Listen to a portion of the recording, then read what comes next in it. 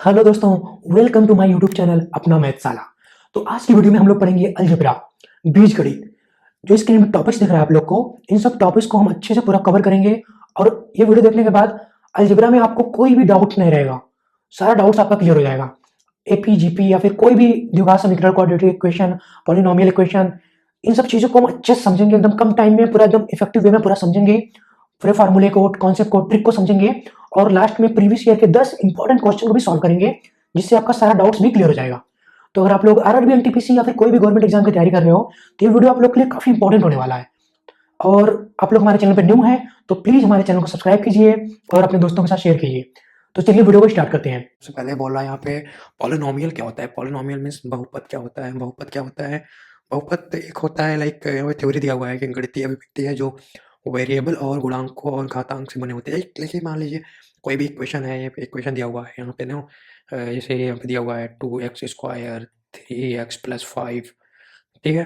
तो ये हो गया कोई भी बहुपद है, ये p(x = ये भी कोई भी बहुपद है। ये कोई भी मतलब कॉन्सोनेंट है या फिर कोई भी है यहाँ पे, कोफिशिएंट है और कोई वेरिएबल है यहाँ पे और किसी के वेरिएबल के पावर में कुछ चीज़ें हैं, तो वो सब बहुपद आएँगी।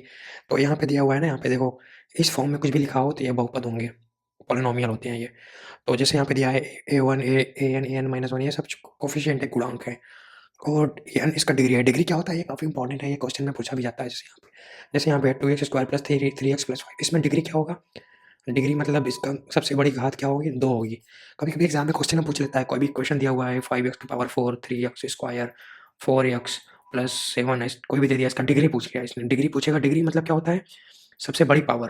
पावर क्या होती है? सबसे बड़ी पावर। इसका 4 है ना, तो डिग्री इसका हो जाएगा 4, इस इक्वेशन का डिग्री हो जाएगा 4। तो इसी तरह से यहाँ पे देखो, सबसे बड़ी पावर n है, तो इसकी डिग्री हो गई n। तो ये समझ गए हम बहुपद क्या होते हैं, बहुपद के डिग्री क्या होते हैं, कोफिशिएंट क्या होते हैं। ठीक है, ये सब समझ गए हम। चलो आगे बढ़ते हैं। हाँ, अभी होता है पॉलिनोमियल इक्वेशन क्या होता है। अभी हमने बहुपद पढ़ा, बहुपद समीकरण क्या होता है। बहुपद समीकरण ये क्या होता है? जैसे कोई भी इक्वेशन है और उसके इक्वल टू 0 हो गया, जैसे हमने पी एक्स लिखा था equation, p x equal to अगर 0 हो गया, जैसे मान लीजिए यहाँ पे कोई भी इक्वेशन है, यहाँ पे 6x⁴ 4x² 5x+3 equal to 0, तो ये हो गया पॉलिनोमियल इक्वेशन, ये बहुपद समीकरण हो गए। तो जैसे कुछ एग्जाम्पल है, लीनियर इक्वेशन का एग्जाम्पल ये है। लीनियर इक्वेशन क्या होता है? जिसमें जिसकी डिग्री 1 हो, तो वो लीनियर इक्वेशन होता है ना। इसकी डिग्री 1 है, 2x+3 है, लेकिन लीनियर इक्वेशन। ये सब चीज़ें जो है, ये है बहुपद समीकरण है, ठीक है। क्वाड्रेटिक इक्वेशन बहुत इंपॉर्टेंट है, इसमें बहुत सारा क्वेश्चन आता है। क्वाड्रेटिक इक्वेशन में होता है उसकी डिग्री 2 होती है, तो वो क्वाड्रेटिक इक्वेशन बोला जाता है, ठीक है। जैसे क्वाड्रेटिक इक्वेशन का एग्जांपल है, इसको इक्वल टू 0 दे, क्वाड्रेटिक इक्वेशन हो गया। ये क्यूबिक दिया हुआ है एग्जांपल, ये सब चीज़ें हैं, बहुपद के एग्जांपल है। मतलब कोई इक्वेशन है, उसके इक्वल टू 0 हो गए, तो वो हो गए पॉलिनोमियल इक्वेशन, ठीक है। चलो ये भी समझ गए हम। थ्योरी को हम जल्दी-जल्दी कवर करते हैं, उसके बाद कॉन्सेप्चुअल चीज़ पे ज़्यादा टाइम देंगे और फिर प्रैक्टिस क्वेश्चन भी करेंगे। हाँ, तो ये है, इसमें दिया हुआ है पेयर ऑफ लीनियर इक्वेशन। जैसे कुछ क्वेश्चन दिया होता है ना, कि कोई क्वेश्चन दे देगा कि हाँ, 2 इक्वेशन दे देगा। जैसे यहाँ पे एक इक्वेशन दिया हुआ है, यहाँ पे a1x + b1y + c1 = 0, a2x + b2y + c2 = 0। यहाँ पे दिया है कि 2 ये है, ये क्या है? रैखिक समीकरणों के युग्म है ये दोनों। तो इसका क्या होगा? जैसे जहाँ पे a1 b1 c1 a2 b2 c2 constant है, और a1² + b1² ≠ 0, a2² + b2² ≠ 0, मतलब इन दोनों में से, मतलब दोनों 0 नहीं होना चाहिए। इसका मतलब, ठीक है, a1 a2 में से दोनों 0 नहीं होना चाहिए। तो मान लो यह है, तो यहाँ पे दिया हुआ है, तो इसका कभी-कभी दे देता है, 2 इक्वेशन दे दिया हुआ है। जैसे यहाँ पे दे दिया होता है 4x² + 5x + 3 = 0 दे दिया। एक दे दिया 3x² + 2x + 1 = 0। यहाँ पे दे दिया कि 2 रैखिक समीकरण है, इसका हल बताओ। तो हल के लिए हम देखेंगे यहाँ पे a1 is divided by a2 equal not equal to b1 divided by b2। अगर ये केस होता है तो हम बोलेंगे कि लाइन लाइन जो है वो एक पॉइंट पे इंटरसेक्ट कर रही है और इसका यूनिक सॉल्यूशन है, ठीक है। ये पहले वाले से मुझे a1 मिल जाए, ये है a1 है, ये है b1 है, ये है c1, ये है a2 है, ये है b2 है, ये है c2, ठीक है। इसी तरह से हम देख लेंगे, अगर इस कंडीशन को सेटिस्फाई करेगा तो हम बोलेंगे कि इसका एक यूनिक सॉल्यूशन है इन दोनों इक्वेशन का, और लाइन एक पॉइंट पे इंटरसेक्ट कर रही है। अगर इस इक्वेशन को, मतलब इस कंडीशन को सेटिस्फाई करेगा, a1 डिवाइडेड बाय a2 बराबर b1 by b2 not equal to 7 by c2, तो हम बोलेंगे line are parallel and there is no solution, ठीक है। अगर तीसरी कंडीशन को सेटिस्फाई करेगा तो हम बोलेंगे the lines there are infinity many solution, बहुत मेनी सॉल्यूशन है, ठीक है। ये तीनों केस हैं, ये तीनों केस हम समझ, इसको याद कर सकते हैं। रैखिक युग्म दिए हुए हैं, अगर हमारे पास लीनियर इक्वेशन दिया हुआ है तो इसमें ये पूछ सकता है कि इसके क्या सॉल्यूशन होंगे, तो हम ये सब तीनों कंडीशन को सेटिस्फाई करके इसके हिसाब से सॉल्यूशन दे सकते हैं, ठीक है। कंसिस्टेंस होगा, ये वाला केस सैटिस्फाई होगा तो ये वाला केस सैटिस्फाई होगा, तो इनकंसिस्टेंस होगा ये वाला, तो सैटिस्फाई होगा तो उसको बोल देंगे डिपेंडेंट निर्भर, तो ये होगा। चलो ठीक है, ये समझ गए होंगे आप लोग। तो अब हम आगे बढ़ते हैं, क्वाड्रेटिक इक्वेशन मतलब द्विघात समीकरण, ये काफ़ी इंपॉर्टेंट है। द्विघात समीकरण क्या होता है, इसमें दिया हुआ है ना, डिग्री जिसके 2 होते हैं, पॉलिनोमियल इक्वेशन जिसके डिग्री 2 हो वो होते हैं द्विघात समीकरण। जैसे मान लो द्विघात समीकरण दिया हुआ है ax square plus bx plus c is equal to 0, ठीक है। तो यहाँ पे मान लीजिए दिया हुआ है एग्जाम्पल के तौर पे, ये कोई एग्जाम्पल है द्विघात समीकरण का, ठीक है। तो इसको सॉल्व करने का 2 मेथड्स होता है, एक होता है गुणनखंड विधि। जैसे मान लो एक इक्वेशन दिया हुआ है यहाँ पे x square minus 5x plus 6 is equal to 0। गुणनखंड विधि में क्या करते हैं हम लोग, बीच वाले को फैक्टर करते हैं, ठीक है। बीच वाले को फैक्टर इसको स्प्लिट करते हैं 5x को, और इसको इस तरह से डिवाइड करते हैं जिसका गुणनफंड, जिसका मतलब जिसका गुणा AC के बराबर हो, ठीक है। मतलब कि हम 5x को इस तरह से स्प्लिट करेंगे कि इसका गुणा जो है, इसका मल्टीप्लिकेशन 6x स्क्वायर हो, ठीक है। तो 5x को आप कैसे लिखेंगे कि इसका मल्टीप्लिकेशन 6x स्क्वायर हो जाएगा। इसको हम लिख सकते हैं 2 माइनस 2x माइनस 3x, यहाँ पे माइनस 5x है ना, हाँ। तो इस दोनों का गुणा हो जाएगा 6x स्क्वायर, तो ठीक है। तो इसको इस प्रैक्टिस करने से बहुत आसान तरीका है, समझ जाओगे आप यहाँ पे। इसको लिख सकते हैं x square minus 2x minus 3x plus 6 equal to 0। इसको x कॉमन ले लेंगे, x माइनस 2 हो जाएगा ये, माइनस 3 कॉमन ले लेंगे, x माइनस 2 हो जाएगा बराबर 0। तो ये हो जाएगा x minus 2 x minus 3 equal to 0। तो इसके ठीक है 2 सॉल्यूशन, मतलब इसके 2 मूल मिल जाएंगे, एक हो जाएगा x बराबर 2, एक हो जाएगा x बराबर 3, दोनों होंगे इसके हल, ठीक है। चलो हम गुणनखंड विधि समझ गए एग्जाम्पल से। अब हम देखते हैं दूसरा होता है क्वाड्रेटिक फॉर्मूला, द्विघात का सूत्र होता है। जैसे मान लीजिए कोई इक्वेशन दिया हुआ है ये हमारे पास, तो इसका सॉल्यूशन अगर पूछ रहा है x का वैल्यू, तो इसको फॉर्मूला है minus b plus minus under root b square minus 4ac divided by 2a, ठीक है। ये होता है फॉर्मूले, ये फॉर्मूले मेथड से करते हैं, ठीक है। तो ये हो गया, हमको ये भी पता चल गया है। और देखो हाँ, बी स्क्वायर माइनस सी को बोलते हैं हम डिस्क्रिमिनेंट, इसको हिंदी में बोलते हैं भेदांक, ठीक है। डी बराबर होता है बी स्क्वायर माइनस सी, हिंदी में बोलते हैं भेदांक, इंग्लिश में बोलते हैं डिस्क्रिमिनेंट, ठीक है। तो कभी कभी पूछ लेता है कुछ, कोई द्विघात समीकरण दे देगा, पूछ लेगा मतलब कि इसके क्या ऑप्शन में दे देगा कि एक वास्तविक मूल होंगे, कोई वास्तविक मूल नहीं होगा। तो हम इसके लिए चेक करने के लिए हम डी का वैल्यू निकालेंगे, बी स्क्वायर माइनस 4ac निकालेंगे। अगर ये 0 से बड़ा है, अगर ये, तो बोलेंगे हम कि 2 भिन्नों का वास्तविक मूल होंगे। अगर ये डी 0 है तो एक इसका रूट होगा, ये भी वास्तविक मूल होगा, 1 रियल रूट्स। डी अगर लेस देन 0 है तो नो रियल रूट्स, कोई भी रियल मूल नहीं होंगे, ठीक है। तो ये हमको पता होना चाहिए, ये भी तीनों सिचुएशन। तो जैसे अपने मान लो यहाँ पे एक दिया हुआ है इक्वेशन, इसको हम फॉर क्वाड्रेटिक सूत्र से निकालते हैं, एक्स का वैल्यू निकालते हैं माइनस बी। यहाँ पे बी देखो, यहाँ पे इस इक्वेशन में ए है 1, बी है -5, सी है 6। तो एक्स का वैल्यू निकालते हैं माइनस बी, ठीक है। माइनस बी का वैल्यू कितना है -5 हो जाएगा, plus minus under root b square का मतलब -5 का स्क्वायर, -5 का स्क्वायर हो जाएगा 25, minus 4ac, 4 into 1 into 6, 4 into 1 4 चार 24 हो जाएगा ये। चलो ये हो गया, डिवाइडेड बाई 2a, 2 इंटू 1 -5, ये हो जाएगा 5 प्लस माइनस 25 माइनस 1 हो जाएगा 1, 25 माइनस 24 1 हो जाएगा। इसको फिर हम लिख सकते हैं, अंडर रूट 1 का वैल्यू होता है 1, 5 प्लस माइनस 1 बाई 2। तो इसको हम लिख सकते हैं, एक मूल इसका हो जाएगा, इसका एक मूल हो जाएगा 5 प्लस 1 बाई 2, एक हो जाएगा 5 माइनस 1 बाई 2। इसका मतलब 5 प्लस 1 6 बाई 2, एक हो जाएगा 3, 5 माइनस 1 4 बाई 2, इसका मतलब एक हो जाएगा 2। तो इसके 2 मूल होंगे। तो यहाँ पे 2 मूल मिले, यहाँ पे देखो हम ये भी वेरीफाई कर सकते हैं। इसकी डी की वैल्यू कितनी थी, डी की वैल्यू 1 आई थी ना, तो इसका मतलब यहाँ पे डी था ग्रेटर देन 0 था, तो इसका मतलब 2 मूल होने चाहिए। देखो यहाँ पे हमने अभी फार्मूला पढ़ा था, यहाँ पे अगर डी ग्रेटर देन 0 है तो 2 रियल होना चाहिए। देखो यहाँ पे डी ग्रेटर देन 0 है तो हमको 2 सोल्यूशन मिल गए, यहाँ पे 2 भिन्न वास्तविक मूल, 3 और 2 मिल गए इसके, ठीक है। ये भी समझ गए हम लोग। चलो ये हो गया। हाँ, अब हम पढ़ते हैं कि मान लो कोई क्वेश्चन दिया हुआ है, उसके मूलों का योग क्या होता है, सम ऑफ द रूट्स क्या होते हैं, ये फार्मूला हमको याद होना चाहिए। सम ऑफ द रूट्स होते हैं, मान लीजिए एक रूट इसका अल्फा है, एक रूट है बीटा, तो सम ऑफ द रूट हो जाएंगे इसके माइनस बी बाई ए। ये क्वेश्चन में बहुत पूछा जाता है, अल्फा प्लस बीटा बराबर माइनस बी बाई ए, मतलब मूलों का योग, रूट्स का सम होता है माइनस बी बाई ए। अब मूलों का क्या बोलते हैं, मूलों का गुणा क्या होता है, अल्फा इंटू बीटा अगर है, मूलों का गुणा होता है सी बाई ए। कोई क्वाड्रेटिक इक्वेशन दिया हुआ है और इसको रूट्स का गुणा सी बाई ए होगा, ठीक है। चलो हम ये दोनों हमको पता होना चाहिए, ठीक है। चलो ये हम दोनों समझ गए, ये काफ़ी इंपॉर्टेंट है, आपको याद होना चाहिए। आगे बढ़ते हैं। हाँ, आगे अब ये है अरिथमेटिक प्रोग्रेशन। इसका मतलब है समांतर श्रेणी। समांतर श्रेणी क्या होती है? जैसे समांतर श्रेणी मतलब कोई भी नंबर है 1, 2, 3, 4 कोई भी नंबर का सीरीज़ है मान लीजिए। इसमें जो है ना पैटर्न में क्या होता है डिफ़रेंस सेम होना चाहिए।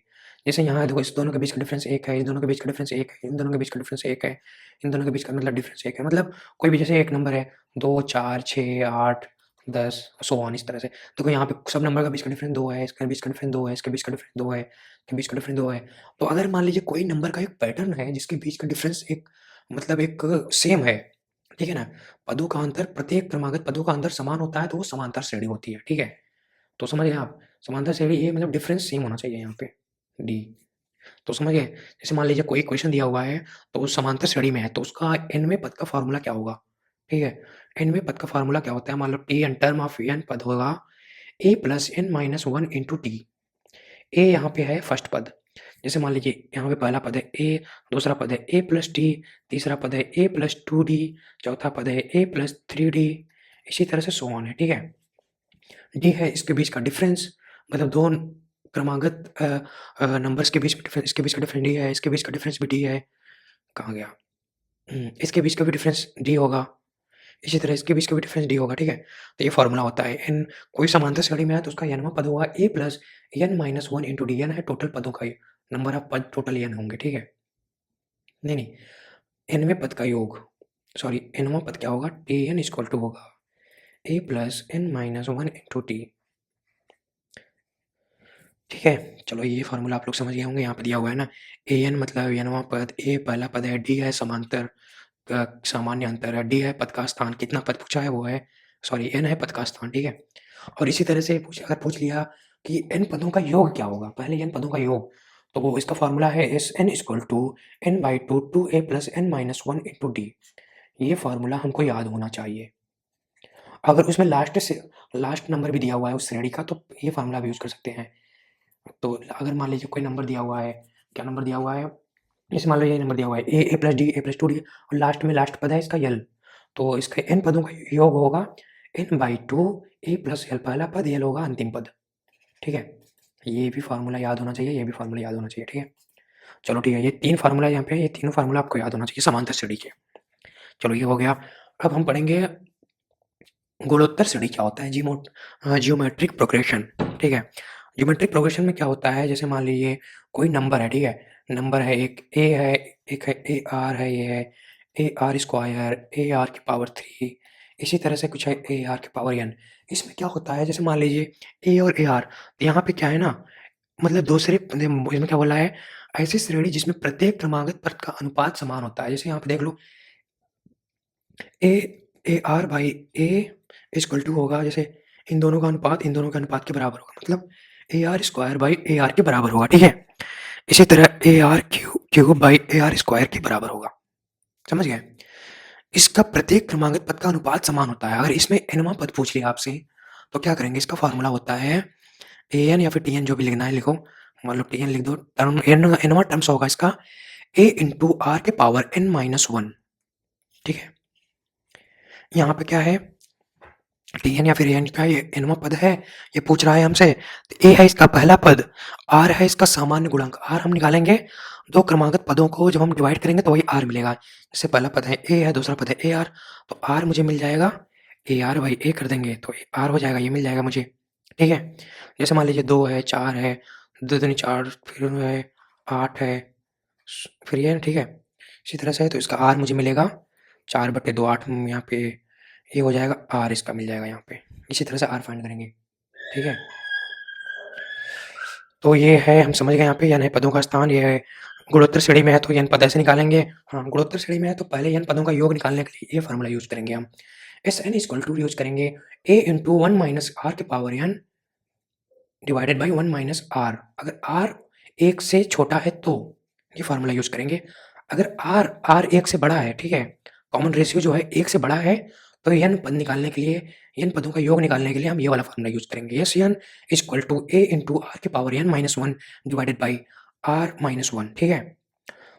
अगर कोई श्रेणी दिया हुआ है इनफाइनाइट है, ठीक है, इनफाइनाइट श्रेणी है यहाँ पे, मतलब अनंत तक है, अनंत तक है और मॉड आर 1 से छोटा है, तो अगर पूछ सकता है कि यस इनफाइनाइट का योग क्या होगा, ठीक है? इनफाइनाइट पदों का योग पूछ सकता है तो क्या होगा? a = 1 - r हो जाएगा ये।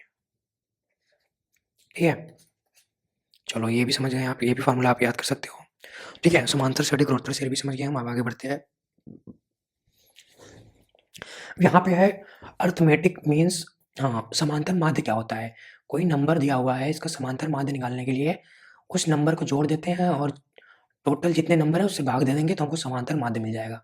इसी तरह से अगर गुणोत्तर माध्य निकालना है हमको, तो क्या करेंगे? जैसे कोई नंबर है, अगर n बार वो नंबर लिखा हुआ है, मतलब नंबर में n टर्म है, तो सारे को अंडर रूट में कर मल्टीप्लाई करके होल की पावर अंडर रूट उतना पावर कर देंगे, n ये n है। ठीक है? तो ये गुणोत्तर माध्य इससे निकलेगा। बाकी हम इसका फ़ॉर्मूला देख लेते हैं। जैसे मान लीजिए 2 नंबर दिया हुआ है, उसके समांतर माध्य का फ़ॉर्मूला होता है, समांतर माध्य होता है a + b/2। ये होता है समांतर माध्य का फ़ॉर्मूला। अगर 2 नंबर दिया हुआ है, इसका गुणोत्तर माध्य या फिर ज्योमेट्रिक मीन पूछ रहा है, तो उसका फ़ॉर्मूला होता है ज्योमेट्रिक मीन = हो जाएगा √AB। ठीक है? ये भी समझ गए।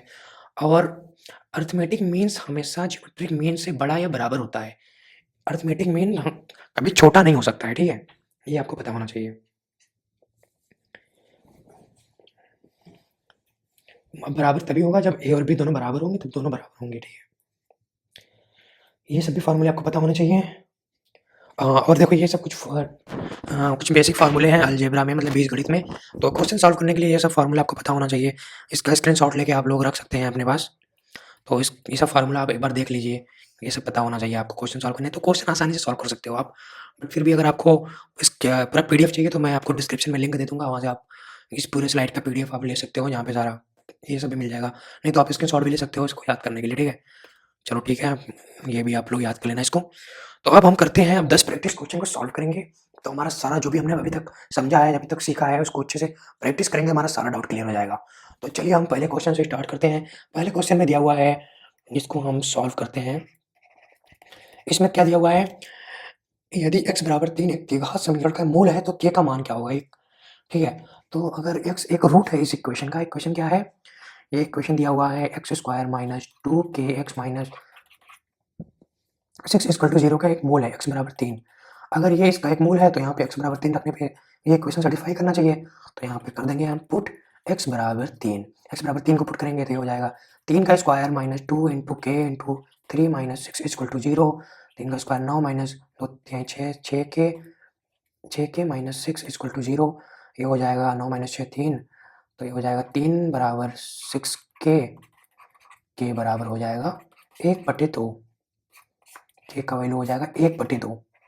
ये होगा इसका करेक्ट आंसर, ऑप्शन 3 होगा इसका करेक्ट आंसर। चलो क्वेश्चन नंबर 1 हो गया। अब हम क्वेश्चन नंबर 2 को सॉल्व करते हैं। क्वेश्चन नंबर 2 में दिया हुआ है अल्फा और बीटा समीकरण इसके मूल है, तो अल्फा माइनस बीटा का मान ज्ञात कीजिए। ठीक है? तो इसको हम सॉल्व करते हैं। तो यहाँ पे क्या बोला है? अल्फा एंड बीटा इसके रूट्स हैं। x² - 4x + 2 = 0 के रूट्स हैं। तो हमसे पूछ रहा है अल्फा माइनस बीटा का वैल्यू पूछ रहा है, तो रूट्स के डिफरेंस क्या होगा? ठीक है? तो हमको पता है मूलों का योग क्या होता है, अल्फा प्लस बीटा होता है -b/a होता है। ठीक है? हमने पढ़ा था फॉर्मूले में ना, मूलों का योग होता है -b/a। तो -b, यहाँ पे b कितना है? b है -4, तो b हो जाएगा -b और -4। a है 1, तो ये हो जाएगा अल्फा प्लस बीटा हो जाएगा 4। ये हमको पता हो गया। और इसी तरह से हमने मूलों का गुणा भी पढ़ा था। मूलों का गुणा क्या होगा? अल्फा इंटू बीटा हो जाएगा। ये होता है c/a होता है।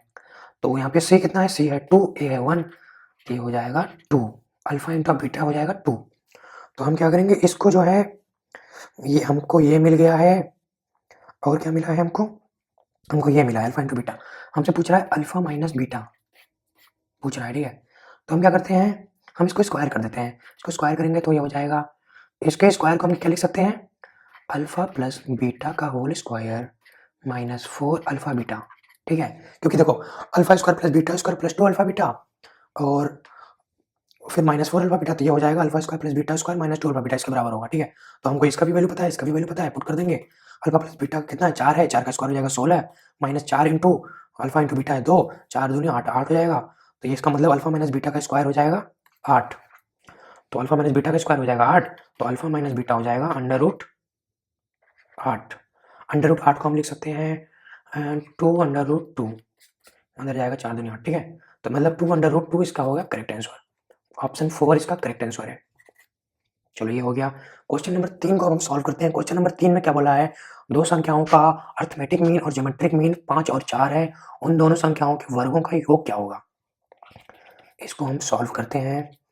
यहाँ पे दिया हुआ है अर्थमेटिक मीन 5 है, ज्योमेट्रिक मीन है 4। मान लीजिए वो दोनों संख्याएं हैं ए और बी, तो हमसे पूछा है ए स्क्वायर प्लस बी स्क्वायर क्या होगा, उन संख्याओं के वर्गों का योग क्या होगा। तो मुझे पता है अर्थमेटिक मीन का फॉर्मूला क्या होता है, ए प्लस बी बाई 2। ये दिया हुआ है 5, तो यहाँ से मुझे मिल जाएगा, क्या मिलेगा, ए प्लस बी हो जाएगा 10। और ज्योमेट्रिक मीन कितना दिया, ज्योमेट्रिक मीन का फॉर्मूला होता है under root a b, under root a into b equal to 4 दिया हुआ है, और ए बी, ठीक है, अंडर रूट ए और बी 4 दिया हुआ है, तो यहाँ से मुझे ए बी मिल जाएगा, दोनों को स्क्वायर करेंगे तो ये हो जाएगा 16। ठीक है, तो हमसे पूछ रहा है, ये क्वेश्चन 1 हो गया, ये क्वेश्चन 2 हो गया। तो हमसे क्या पूछ रहा है, हमसे पूछ रहा है ए स्क्वायर प्लस बी स्क्वायर का वैल्यू पूछ रहा है। तो हम क्या करेंगे, इसको स्क्वायर कर देते हैं। इसको अगर हम स्क्वायर करेंगे पहले इक्वेशन को, तो इसको हम क्या लिख सकते हैं, a square plus b square plus 2ab equal to 10 का स्क्वायर करेंगे ये हो जाएगा 100। तो हमसे ए स्क्वायर प्लस बी स्क्वायर पूछ रहा है, इसका वैल्यू मुझे पता है ए बी का, a square plus b square, two a b को इधर लेके आते हैं 100 माइनस 2 ए बी कितना है 16, 16 दूना 32, ये हो जाएगा 100 माइनस 32, 100 माइनस 32 हो जाएगा, 100 माइनस 32 को हम लिख सकते हैं 68। तो मतलब ए स्क्वायर प्लस बी स्क्वायर हो जाएगा 68। ये हो जाएगा इसका करेक्ट आंसर, ऑप्शन 4 इसका करेक्ट आंसर हो जाएगा। चलो क्वेश्चन नंबर 3 हो गया। क्वेश्चन नंबर 4 को हम सॉल्व करते हैं। क्वेश्चन नंबर 4 में क्या बोल रहा है कि ये मान लीजिए ये नंबर दिए हुए हैं यहाँ पे 1, 5, 9, 13, ये एपी में है, मतलब अर्थमेटिक मीन्स में है, तो इसका 10वां पद पूछ रहा है मुझसे। ठीक है, तो ये सीरीज दिया हुआ है, तो इसमें ए कितना है, ए मतलब पहला पद दिया हुआ है 1, और डी निकालने के लिए क्या होता है, दो क्रमांक का डिफरेंस निकाल लेंगे, 5 माइनस 1, डी हो गया 4, ए मिल गया मुझे। 10वां पद पूछ रहा है, मतलब टी 10 पूछ रहा है मुझसे, मतलब n बराबर 10 है। टी 10 का फॉर्मूला क्या है, a plus n minus 1 into D. A यहाँ पे है, ए यहाँ पे दिया हुआ है 1, एन है यहाँ पे 10 माइनस 1 इंटू 4। तो इसको सॉल्व करने पे हो जाएगा 1 प्लस 10 में से 9, 9 इंटू 4 36, ये हो जाएगा 37। 10वां पद इसका होगा 37। ये हो गया इसका करेक्ट आंसर, ऑप्शन 3। चलो क्वेश्चन नंबर 5 को करते हैं अब हम। क्वेश्चन नंबर 5 में पूछ रहा है किसी एपी के पहले पद और 7वें पद का योग 28 है। कोई समांतर श्रेणी में है, मान लीजिए उसका पहला पद है ए, और पहला पद और 7वें पद को लिख सकते हैं हम ए प्लस 60 लिख सकते हैं, ए प्लस 60। ठीक है, देखो पहला पद ए है, दूसरा पद ए प्लस डी, तीसरा पद ए प्लस 2d, चौथा पद ए प्लस 3d, इसी तरह से 7वां पद होगा ए प्लस 60। तो यहाँ पे दिया हुआ है पहला पद और 7वें पद, पहला पद ए हो गया, 7वां पद ए हो गया, इसका योग दिया हुआ है 28, तथा दूसरे और चौथे पदों का गुणनफल 252 है। दूसरा पद होगा ए प्लस डी, और चौथे पद ए प्लस 3d,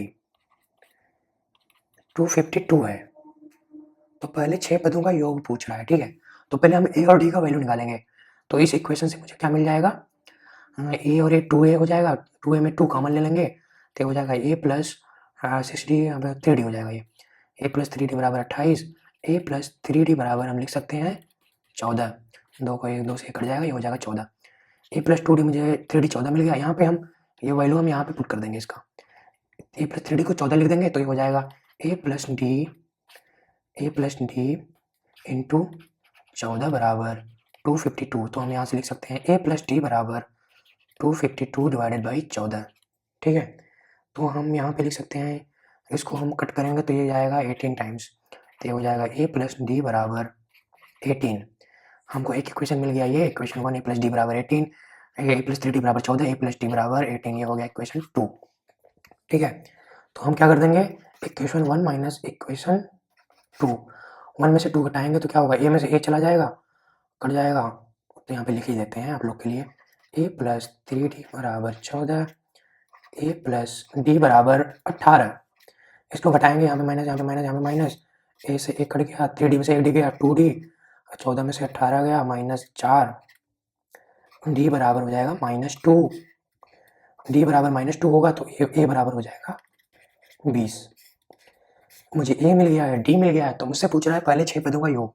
तो हमको SN का फार्मूला पता है, SN बराबर मतलब S6 बराबर n/2। n यहाँ पे है 6, 6/2 2A, 2 यहाँ पे हो जाएगा, A कितना है 20, 2 × 20, n-1, n कितना है 6 - 1 5 इंटू D कितना है -2, -2। इसको सॉल्व करेंगे, 2 तिहाई 6, 2 तिहाई 6 हो जाएगा ये, और क्या होगा ये 2A, ये अच्छा यहाँ पे प्लस है, 2A plus n - 1 into D होता है ना, यहाँ प्लस है, ये हो जाएगा 3, 20 दूनी 40 -10, 3 × 30 90। तो पहले 6 पदों का योग हो जाएगा 90, ये होगा इसका करेक्ट आंसर। तो हम आपको फार्मूला भी लिख देते हैं, आपको नहीं पता, SN बराबर होता है n/2 2A plus n-1 into T। ये होता है पहले n पदों का योग, ठीक है। ठीक है, इसका 90, इसका मतलब ऑप्शन 2 है इसका करेक्ट आंसर। चलो ये क्वेश्चन हो गया। अब हम क्वेश्चन नंबर 6 को सॉल्व करते हैं। क्वेश्चन नंबर 6 में क्या दिया हुआ है, दिया हुआ है कि यदि 2x पावर x प्लस 4 और x प्लस 1 AP में है तो x का मान क्या होगा।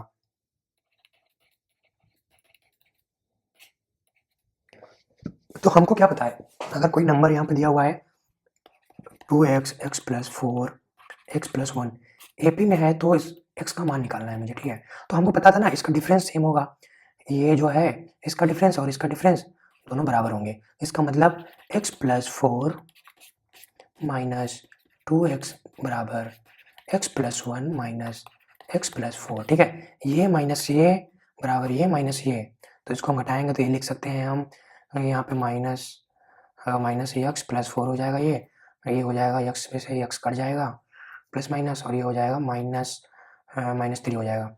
तो हम लिख सकते हैं x को इधर ले आते हैं, इसको इधर ले आते हैं, तो x बराबर हो जाएगा 7। ये होगा इसका करेक्ट आंसर, मतलब ऑप्शन 3 इसका है करेक्ट आंसर।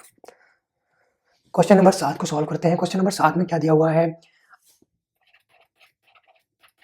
अगर m माइनस n दिया हुआ है, m माइनस n दिया हुआ है, अगर हमको 16 और पूछ रहा m square plus n square दिया हुआ है 400, तो m n का मान क्या होगा, ठीक है। हमसे ये क्वेश्चन में पूछ रहा है, तो इस क्वेश्चन में हम क्या करेंगे, ठीक है। तो अगर हमसे ये पूछ रहा है तो हम इसको स्क्वायर कर देते हैं, ठीक है। जैसे यहाँ पे ये दिया हुआ है ना, तो हमसे m n पूछ रहा है, तो हम m माइनस n बराबर 16 दिया हुआ है ना, तो इसको हम कर देते हैं स्क्वायर, क्योंकि स्क्वायर करेंगे तो ये भी आएगा, ये भी आएगा, इसका वैल्यू मुझे पता है, इसका वैल्यू मिल जाएगा, तो इसका स्क्वायर लिख सकते हैं हम, square both side, m square plus n square minus 2m n बराबर 16 का स्क्वायर हो जाएगा 256। तो m square plus n square दिया हुआ है, m square plus n square दिया हुआ है 400, 400 नहीं 400 माइनस 2m n बराबर 256। 2m n को इधर लेके आते हैं हम, तो हम लिख सकते हैं 2m n बराबर 400 माइनस 256, 400 माइनस 256, 400 माइनस 256 करेंगे तो इसको लिख सकते हैं 144, ठीक है। तो हम इसको लिख सकते हैं 2m n बराबर 144, m n बराबर 44, 144/2 हो जाएगा 77, सॉरी 77 नहीं 72 होगा, 70 दूनी 140 या 72, ये होगा इसका करेक्ट आंसर। ऑप्शन 1 होगा इसका करेक्ट आंसर। चलो क्वेश्चन नंबर 7 हो गया। क्वेश्चन नंबर 8 को सॉल्व करते हैं। क्वेश्चन नंबर 8 में क्या दिया हुआ है, क्वेश्चन नंबर 8 में दिया हुआ है कि मान लीजिए, इसको हम सॉल्व करते हैं। यहाँ पे दिया हुआ है a/b प्लस b/a बराबर 1, तो a³ प्लस b³ क्या होगा। तो अगर ये दिया हुआ है तो पहले हम इसको थोड़ा सिंप्लीफाई करते हैं कि कुछ मिल जाए मुझे। इसको जोड़ते हैं, तो इसको जोड़ने पे हो जाएगा a square plus b square बटे AB बराबर 1। इसको लिख सकते हैं a square plus b square बराबर AB, इसको लिख सकते हैं a square plus b square minus AB बराबर 0। ये चीज़ मुझे मिल गया। ये चीज़ मुझसे पूछ रहा है a³ प्लस b³ बराबर होता है, क्या होता है a³ प्लस b³ बराबर होता है a plus b into a square plus b square minus AB। तो ये वैल्यू मुझे मिल गया, ये है 0। ऑटोमेटिकली a³ 0 में किसी भी चीज़ का मल्टीप्लाई करोगे 0 आएगा, तो a³ प्लस b³ हो जाएगा 0। ये होगा इसका करेक्ट आंसर, मतलब ऑप्शन 4 है इसका करेक्ट आंसर। क्वेश्चन नंबर 9 को सॉल्व करते हैं। क्वेश्चन नंबर 9 में दिया हुआ है, राजेश के पास 1 रुपए, 5 रुपए और 10 रुपए के नोट हैं और प्रत्येक प्रकार के नोटों की संख्या समान है, और यदि कुल राशि 640 रुपए है तो उसके पास कुल कितने नोट होंगे। ओके ठीक है, तो हम इसको सॉल्व करते हैं। मान लीजिए इसको हम सॉल्व करते हैं। इसके पास है 1 रुपए के नोट है, 5 रुपए के नोट है, 10 रुपए के नोट है। नोटों की संख्या समान है, तो ठीक माना या फिर लेट लिख दो, नोट की संख्या x है, ठीक है। टोटल कितना जोड़ने के बाद 640 रुपया, ठीक है। तो 1 रुपया इंटू एक्स नोट है प्लस 5 रुपया इंटू एक्स नोट है प्लस 10 रुपया इंटू एक्स नोट है बराबर 640। इसको हम सॉल्व करेंगे। 5 1 6, 6 10 16, 16 x बटा 640। तो x बराबर मिलेगा मुझे 40। x बराबर 40 मतलब 1 रुपये के 40 नोट है। तो नोटों की संख्या सब समान है, तो 5 रुपए के भी 40 नोट होंगे, 10 रुपए के भी 40 नोट होंगे, इसके भी 40 होंगे, इसके भी 40 होंगे, इसके भी 40 होंगे, क्योंकि नोटों की संख्या समान है। तो टोटल कितने हो जाएंगे, 40 प्लस 40 प्लस 40 बराबर 120। ये हो जाएगा इसका करेक्ट आंसर, ऑप्शन 4 इसका करेक्ट आंसर। ये भी क्वेश्चन हो गया, देखो कॉन्सेप्ट काफी हद तक क्लियर हो गया होगा ना। ठीक है, चलो अब लास्ट क्वेश्चन को सॉल्व करते हैं हम लोग। 10वें क्वेश्चन में क्या दिया हुआ है, 10वें क्वेश्चन में दिया हुआ है 5 किताब और 7 पेन मिलके, मतलब 5 बुक और 7 pen 5 book plus 7 pen 79 rupees में आते हैं। ठीक है, समझ जाओ। क्वेश्चन को इसी तरह सॉल्व करेंगे, जल्दी होगा। मान लीजिए बुक बी है, बुक का प्राइस बी है, एक पेन का प्राइस बी है, तो मतलब 5b plus 7p equal to 79 हो गया। जबकि 7 किताबें, 7 बुक प्लस 5 पेन 77 रुपए में आते हैं। सॉरी ये पेन है, पी है ये। तो हमको यहाँ से मिल गया 2 इक्वेशन, एक इक्वेशन 1 मिल गया, ये मिल गया इक्वेशन 2। ठीक है, यहाँ पे बी क्या है, बी है एक बुक का रेट, पी है एक पेन का रेट। ठीक है, तो 2 इक्वेशन मिल गया मुझे। तो इस इक्वेशन को हम सॉल्व करेंगे। ठीक है, इस इक्वेशन को सॉल्व करेंगे अगर हम, तो हमको मिल जाएगा ना। पहले हम दोनों इक्वेशन को जोड़ लेते हैं। तो हम क्या करते हैं, 1 + 2 कर देंगे। अगर हम 1 + 2 करेंगे तो क्या होगा, 7 5 12 हो जाएगा। 12b प्लस 7 5 12p, और ये इसको जोड़ने पे हो जाएगा 156। 7 7 14 140, 9 7 16 140 16 156। तो इसी तरह से मुझे मिल जाएगा b और p। 12 बाहर निकालेंगे, फिर 12 को हम इधर लेके आ जाएंगे, 156/12 लिख सकते हैं। 156/12 हो जाएगा 13। एक इक्वेशन मुझे यहाँ से मिल गया, इक्वेशन नंबर 3। तो इसी तरह से हम लिख कर सकते हैं, 1 - 2 करेंगे अगर हम, इक्वेशन 1 - इक्वेशन 2 करेंगे अगर हम, तो ये 5 में से 7 गया, -2b, 7 में से 5 गया, प्लस 2p, और इसमें से गया तो 2 बचेगा। तो इसको हम लिख सकते हैं p - b बराबर हो जाएगा, 2 कॉमन ले लेंगे, 2 कट जाएगा, ये 1 हो जाएगा। ये हो गया इक्वेशन 4। एक इक्वेशन ये है b + p = 13, और एक इक्वेशन ये है। तो अब हम इक्वेशन 3 को और 4 को जोड़ देते हैं। इसको और इसको जब जोड़ेंगे हम, ये वाले इक्वेशन को और ये वाले इक्वेशन को, b + p = 13 है ना, तो ये हो जाएगा, b से b कट जाएगा क्योंकि प्लस माइनस है, और ये हो जाएगा 2p बराबर हो जाएगा 1 और 13 हो जाएगा 14, मतलब p बराबर हो जाएगा 7। p बराबर 7 होगा तो b बराबर कितना हो जाएगा, p यहाँ पे 7 रखेंगे तो b का वैल्यू मिल जाएगा मुझे 6। एक बुक की कीमत 6 रुपए, एक पेन की कीमत 7 रुपया। तो ये हमसे पूछा क्या है, एक बुक प्लस 2 पेन, एक बुक की कीमत कितनी है, 6 रुपया। 2 और एक पेन की कीमत कितनी है, 2 पेन की कितनी हो जाएगी, 14, 14 6 20 होगा इसका करेक्ट आंसर। ऑप्शन 1 होगा इसका करेक्ट आंसर। ठीक है, तो अगर आप लोग को ये वीडियो अच्छी लगी हो तो प्लीज़ हमारे चैनल को सब्सक्राइब कीजिए, वीडियो को लाइक कीजिए और कमेंट बॉक्स में बताइए आपको कैसा लगा, तो इससे मुझे और मोटिवेशन बनेगा नया वीडियो बनाने में।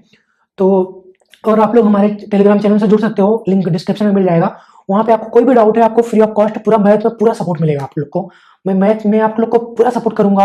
कोई भी डाउट है, कोई भी क्वेश्चन नहीं आ रहा है, पूरा सपोर्ट करूंगा फ्री ऑफ कॉस्ट आप लोग को। तो मैं टेलीग्राम चैनल के साथ भी जुड़िए, दोस्तों के साथ चैनल को शेयर कीजिए, वीडियो को लाइक कीजिए। All the very best.